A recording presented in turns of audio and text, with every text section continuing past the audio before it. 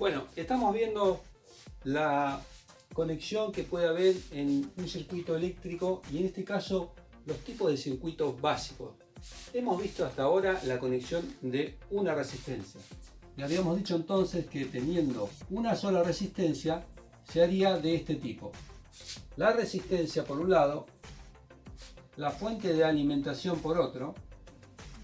En este caso, como siempre decimos, una fuente de alimentación de corriente continua, por eso positivo y negativo. Y entonces vamos a poner un interruptor para unir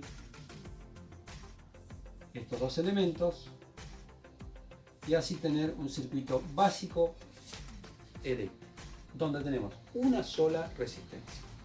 Pero ¿qué pasa cuando yo quiero conectar dos resistencias, por ejemplo, o más? Podemos tener entonces dos resistencias y la podemos conectar así,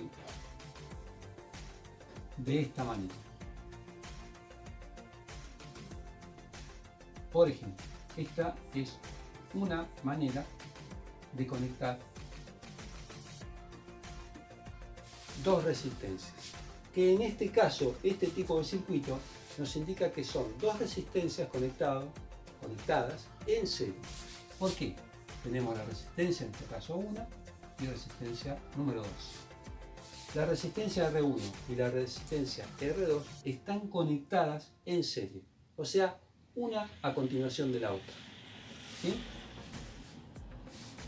Este circuito serie tiene características donde nosotros vamos a poder relacionar la resistencia 1 y la 2 de una manera específica. La resistencia 1 y la resistencia 2 van a recibir una fuente de alimentación que las alimenta. Pero acá hay que ver algo importante. Para el circuito serie, la circulación de corriente eléctrica, vean ustedes que parte de la fuente de alimentación, pasa por el interruptor, alimenta en un extremo a la resistencia R1, pasa por R1, pasa por el nodo que tenemos, este es el nodo que une a las dos, circula por la resistencia 2 y vuelve a la fuente de alimentación. O sea que acá tenemos algo que analizar importante. Para que sea circuito serie, debe haber entre ellas la unión de un nodo. Esto, como decíamos, se lo denomina nodo. Y es el punto de unión entre la resistencia R1 y R2. Esta intensidad de corriente eléctrica que circula por R1 y por R2 va a ser la misma, el mismo valor entre cada una de las resistencias. O sea que la intensidad de corriente eléctrica va a ser una, formada desde que sale hasta que vuelve por el paso que hay entre R1 y R2. No va a variar. No hay una intensidad de corriente eléctrica para R1 y un valor de intensidad de corriente eléctrica para R2. Es la misma. Pero lo que sí va a variar es la tensión aplicada a cada una de ellas.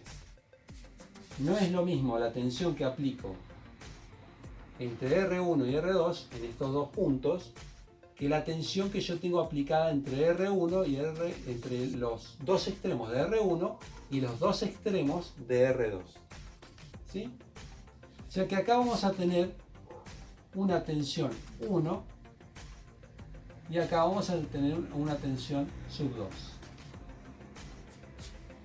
Entonces, el circuito serie, para concluir, vamos a ver que las dos resistencias están conectadas y unidas por un único nodo, una a continuación de la otra, que nos va a permitir analizar la intensidad de circulación de corriente eléctrica total y única, que va a ser la misma para cualquiera de las dos resistencias, pero que la diferencia que vamos a tener está en la tensión aplicada en cada una de ellas. Así que esas son las características de un circuito serie.